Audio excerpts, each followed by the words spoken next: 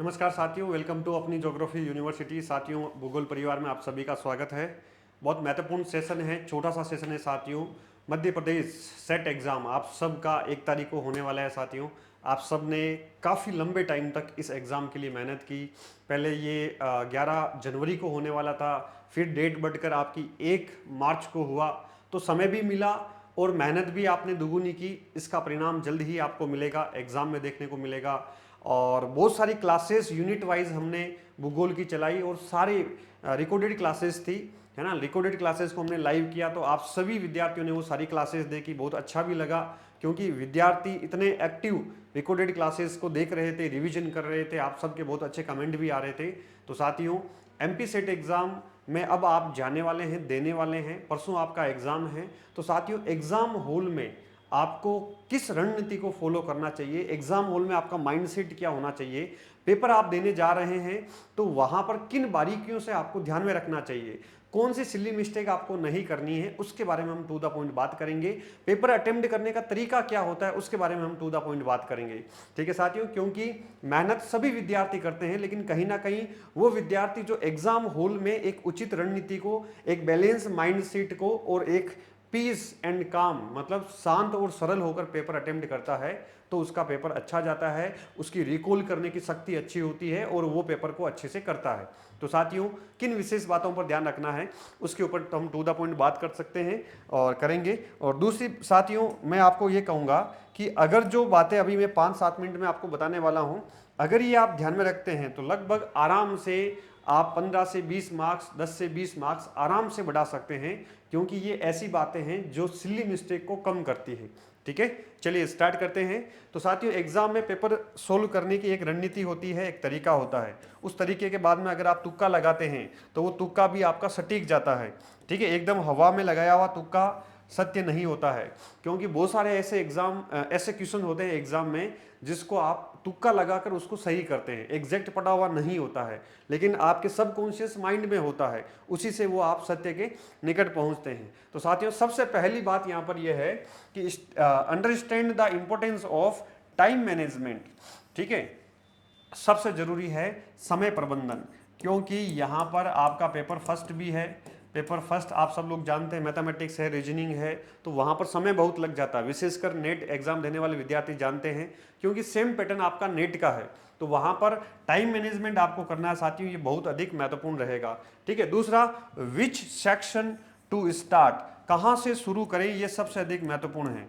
कहाँ से शुरू करें, क्योंकि नेट का एग्जाम तो देखो ऑनलाइन होता है, आपका ऑफलाइन है, तो मैं कहूँगा कि जहाँ से आपको आता है पेपर देखते जाओ आप, जहाँ से आपको आता है वहीं से आप शुरू करें। जो क्वेश्चन आपको आता है, जो सेक्शन आपको आता है, उसी सेक्शन से आप स्टार्ट करो, पेपर पढ़ते जाओ और पेपर को अटेम्प्ट करते जाओ, और जो आसान आसान है उसको फर्स्ट राउंड में आप क्लियर करते जाओ, ये सबसे अधिक महत्वपूर्ण है।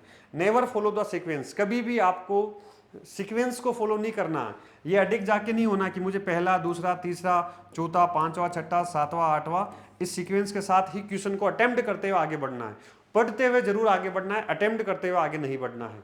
ठीक है, तो सबसे महत्वपूर्ण है जो आता है पहले वही आपको करना है, सीक्वेंस को फॉलो नहीं करना है, जो पहले आए उसको आप करते जाओ। सबसे महत्वपूर्ण है साथियों, पेपर अटेम्प्ट करने के दौरान, ठीक है, आपको जब भी आप पेपर अटेम्प्ट करें, चाहे कोई सा भी पेपर अटेम्प्ट करें, वहां पर आपको पेपर को 3 स्टेज में अटेम्प्ट करना चाहिए, 3 राउंड में आपको पेपर को अटेम्प्ट करना चाहिए साथियों। जैसे मान लीजिए 3 घंटे का आपका पेपर है, ठीक है, तो 3 घंटे के पेपर में आपको सबसे फर्स्ट जो आपका टाइम होता है, जैसे मान लीजिए ज़्यादा से ज़्यादा 45 मिनट, मैं यहाँ पे फर्स्ट राउंड की बात कर रहा हूँ। फर्स्ट राउंड में आप 45 मिनट लो आराम से। ठीक है, 45 मिनट में पूरा पेपर आपके नज़रों से निकल जाना चाहिए, पूरा पेपर आपके नज़रों से निकल जाना चाहिए। और फर्स्ट राउंड में जो आसान है, फर्स्ट 45 मिनट में जो आसान क्वेश्चन है वो कर डालो, जहां पर आपको बिल्कुल सोचने की आवश्यकता नहीं है, आप 100% श्योर हैं, वो आप कर डालो यहां पर। ठीक है, फिर आओ आप सेकंड राउंड में। सेकंड राउंड जो होता है, इसको भी लगभग आप 45 मिनट ले सकते हैं। ठीक है, मान लीजिए इसमें भी आपने कितना लिया, 45 मिनट लिया। ठीक है, 45 मिनट ले यहां पर भी। ये जो 45 मिनट है, इसमें आपको सोचना है। ठीक है, सोचना है प्लस एलिमिनेट करना है। ठीक है, सोचना है, एलिमिनेट करना है। एलिमिनेट का मतलब है कि सबसे पहले जो गलत है उसको छांटना है, गलत को बाहर करो, ठीक है। एलिमिनेट करके जो 50-50 आंसर है जहां तक आप पहुंच सकते हैं वो सारे अटेम्प्ट करने हैं, ठीक है, वो सारे अटेम्प्ट करने हैं। अब अपने पास कितना टाइम बच गया बताइए, है ना। अब अपने पास कितना टाइम बच गया, खूब टाइम बच गया थर्ड राउंड के लिए। तो जो फर्स्ट सेकंड राउंड है इसमें आप कितना टाइम ले सकते हैं, सेकंड राउंड में आप 45 नहीं, यहां पर 145 मिनट ले सकते हैं, सॉरी 145 नहीं, आप ले सकते हैं 1 घंटा और 15 मिनट, ठीक है, या 1 घंटा इसमें और बढ़ा सकते हैं, क्योंकि इस राउंड में आपको सोचना पड़ेगा। ये तो आपने केवल सरसरी नजर से पेपर को निकाला है, ठीक है। मान लीजिए 1 घंटा आपने 1.5 घंटा यहां पर ले लिया, ठीक है, तो लगभग अच्छे से 1.5 घंटा यहां पर आप निकाल लो, ठीक है। तो आपने के पास कितना समय, ये मैनेजमेंट आपको करना है, ठीक है। चाहे यहां पर आप 50-45 मिनट की जगह चाहे 1 घंटा ले लो, जो भी है इस आपको टाइम मैनेजमेंट अपने स्व विवेक के हिसाब से करना है, क्योंकि मेरी बताई हुई रणनीति एग्जैक्ट वहां काम नहीं आएगी। आपका विवेक क्या, आपकी स्पीड कितनी है, वो आपके ऊपर डिपेंड करेगा। मैं लास्ट में ये कहूंगा कि जो थर्ड राउंड है उसके लिए आपको, आपके पास केवल क्या होना चाहिए, 30 मिनट होना चाहिए, ठीक है। 1 घंटा ले लो चाहे उधर, ठीक है, 2 घंटे यहां पर हो गए, 2.5 घंटे हो गए। लास्ट राउंड में मान लो कितने मिनट चाहिए आपको, 30 मिनट। 30 मिनट में आपको पेपर को बहुत अच्छे से रिकॉल करके करना है, ठीक है, अच्छे से रिकॉल करना है, याद करना है कि साथियों कि इसमें क्या फायदा है, क्योंकि सोच सोच के यहां पे करना है, तुक्का यहां पर लगाना है, समझदारी के साथ लगाना है, एक उचित तार्किकता के साथ लगाना है, एलिमिनेट करके लगाना है, ताकि आपकी एक्यूरेसी सही आए, आपको लगे कि ये जो मैं रिकॉल करके अच्छे से कर रहा हूं तो ये टिक्का मेरा मतलब तार्किक है, हवा में कुछ भी टच नहीं करना है, क्योंकि नेगेटिव मार्किंग है नहीं, करना तो सारा ही है, लेकिन सोच समझ कर करना ताकि एक्यूरेसी आपकी अच्छी आए। तो 3 राउंड में जब आप पेपर करेंगे तो एक तो गलतियां होने की संभावना कम रहेगी, हो सकता है कि कोई चीज पहले राउंड में आपको याद नहीं आई, सेकंड राउंड में याद आ गई, सेकंड राउंड में याद नहीं आई, थर्ड राउंड में याद आ गई। तो इस प्रकार आपको करना है, ठीक है, पेपर 3 स्टेज में अटेम्प्ट करना है। एलिमिनेट रोंग ऑप्शंस, हमेशा ध्यान रखो पेपर जब भी अटेम्प्ट करो जो गलत है उसको सबसे पहले छांटो, गलत सबसे पहले अलग करो, ठीक है, गलत को सबसे पहले अलग करो, क्योंकि गलत को सबसे पहले आप छांटोगे, अलग करोगे तो आपके लिए सामने क्या, आपके सामने क्या रहेगा, आपके लिए सबसे महत्वपूर्ण ये रहेगा, गलत को आप सबसे पहले अलग करोगे तो आपकी एक्यूरेसी अच्छी आएगी। कई बार सिली मिस्टेक के चक्कर में हम क्या कर देते हैं, मान लीजिए ऑप्शन ए मिला, ए आपको लगभग सही लग रहा है तो ए को ही आपने ठोक दिया, मतलब एक कोई टिक्का गोल गोल भर दिया, गोला भर दिया, ए को भर दिया, या फिर आपने क्या कर दिया, बी को भर दिया, ठीक है। तो हो सकता है आंसर कहां छुपा हुआ है, सी या डी में छुपा हुआ है, आपने पहले ही हड़बड़ी या जल्दबाजी में कर दिया। तो जब तक हम एलिमिनेट नहीं करते हैं, गलत को नहीं छांटते हैं, गलत को अलग करके फिर सही तक पहुंचना है, ये एग्जाम की रणनीति होनी चाहिए साथियों, बहुत बेसिक चीज है, ठीक है, आप सब लोग जानते हैं। Remove offset value statement, all of the above, none of the above, ज्यादातर क्या होता है 90% केसेस में क्या होता है, 90% केसेस में ऑल ऑफ द अबव या नन ऑफ द अबव आता है, वो राइट होता है, ठीक है। तो उसके ऊपर भी आप सोच सकते हैं जब आप अटेम्प्ट करो। तो एलिमिनेट रोंग ऑप्शंस फर्स्ट, याद रखिए बहुत महत्वपूर्ण है।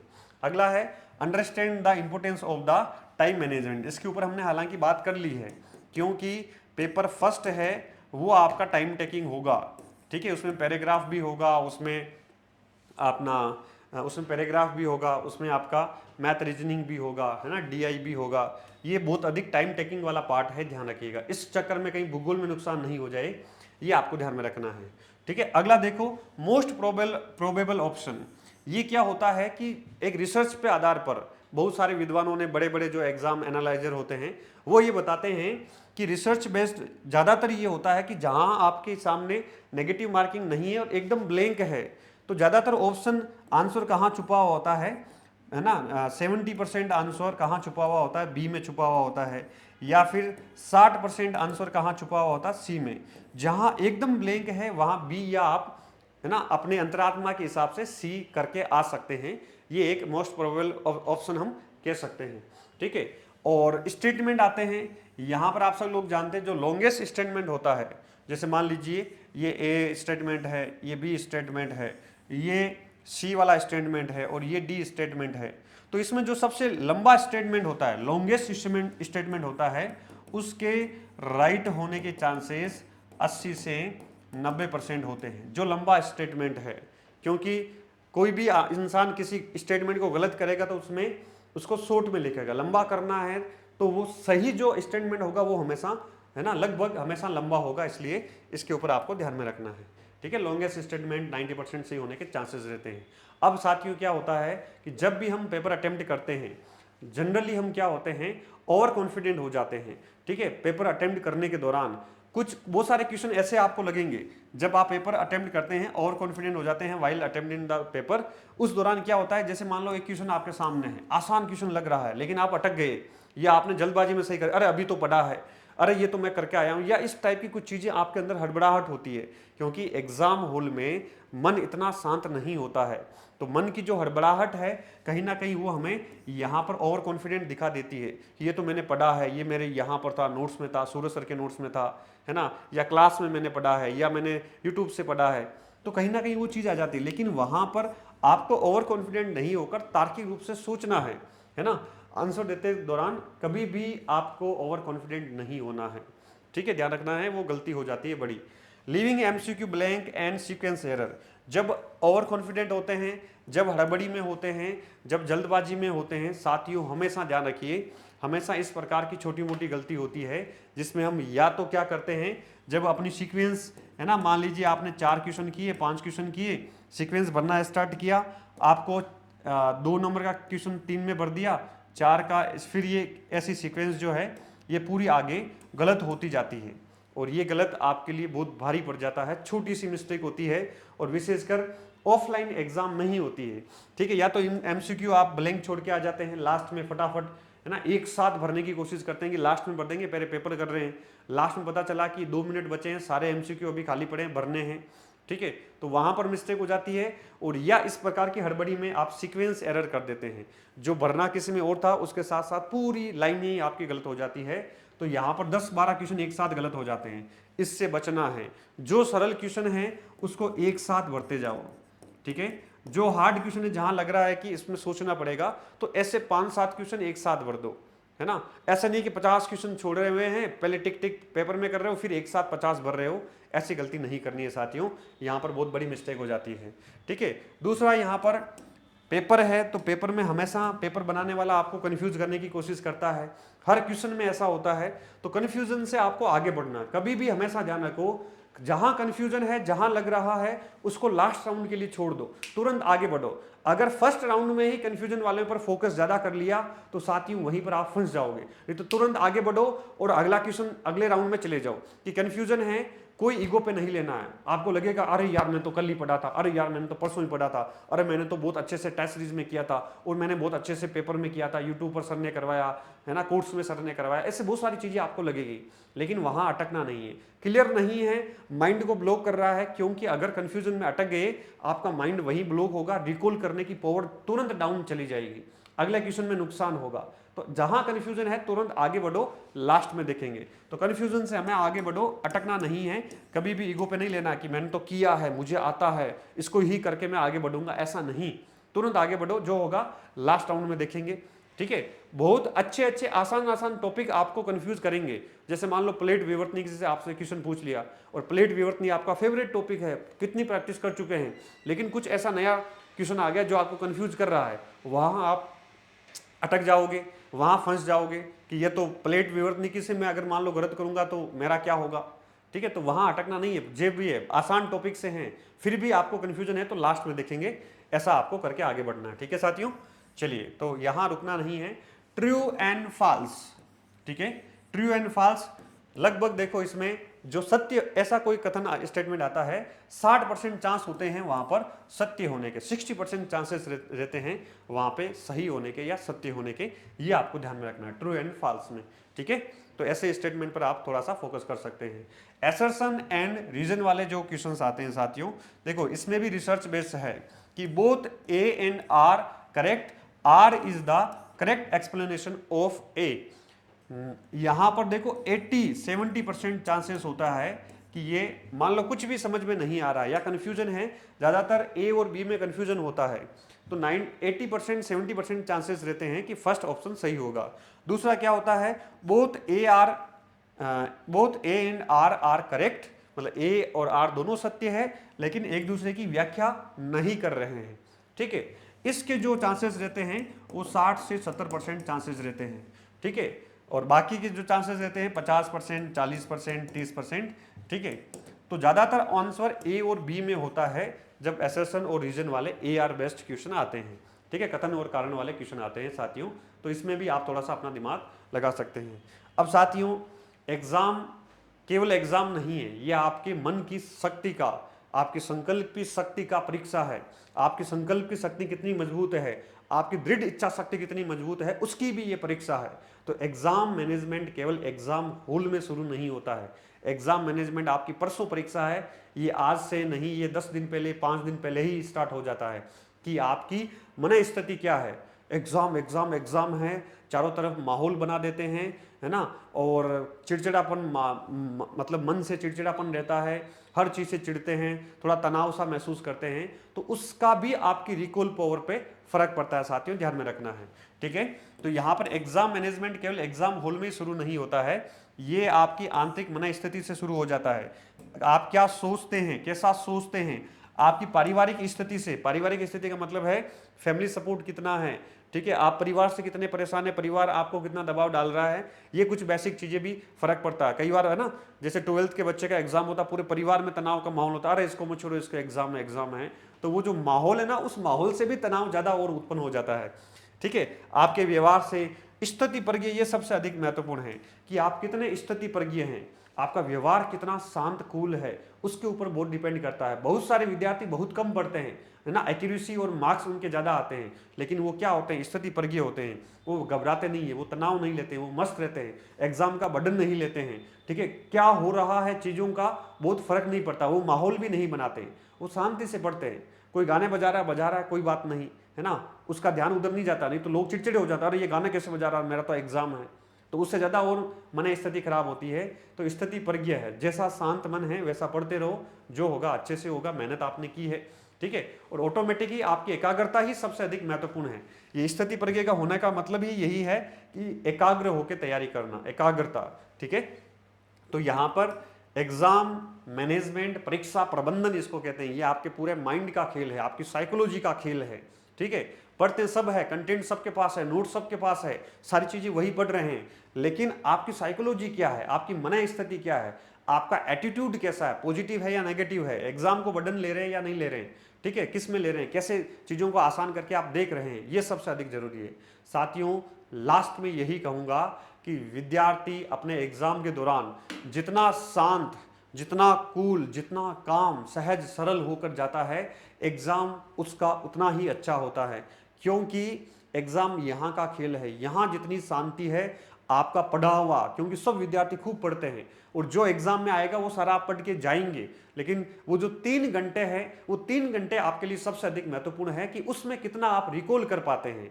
और वो रिकॉल करने की शक्ति कहाँ से आएगी, सहज होने से, सरल और शांत होने से, ठीक है, काम एंड कूल होने से साथियों। जितना शांत सरल होके आराम से ऊपर वाले का नाम, महादेव का नाम लेके पेपर दे के आओ, है ना, महाकाल, महादेव, है ना, आदि योगी सबकी आपकी मनोकामना पूरी करेगा साथियों। इस उम्मीद के साथ आप सभी को wish you all the best, अच्छे से एग्जाम देके आइए। ये एमपी सेट बहुत छोटा एग्जाम है, ये बहुत छोटा एग्जाम है, ये एक पड़ाव है ना, लंबी यात्रा, अभी मैराथन दौड़ बाकी है, ये तो 100 मीटर की दौड़ है, इसको आपको पूरा करके आना है।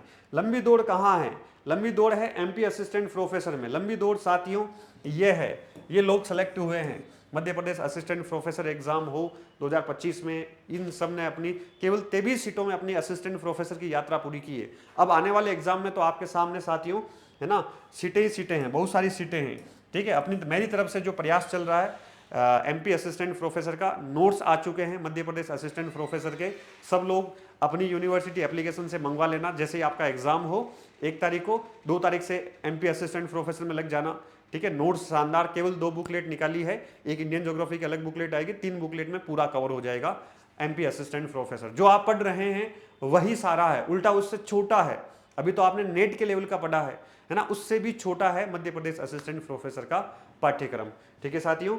और आप अगला नाम आपका यह है, आपका यहाँ पर होना चाहिए, ठीक है। अगला नाम आपका यहीं पर होना चाहिए। इस उम्मीद के साथ, इस कामना के साथ मस्त रहिए, स्वस्थ रहिए साथियों, अच्छे से पढ़ते रहिए, शांति से जो आपने पढ़ा है अपनी अंतरात्मा से, अपने दिल से पेपर देके आइए। आप सभी का एमपी सेट क्लियर होगा, आप सभी असिस्टेंट प्रोफेसर बनेंगे। हौसले हमेशा साथियों मजबूत रखने चाहिए, उड़ान हमेशा ऊंची बननी चाहिए, क्योंकि साथियों कुछ होगा या नहीं होगा लेकिन जीवन में पंख तो मजबूत होंगे।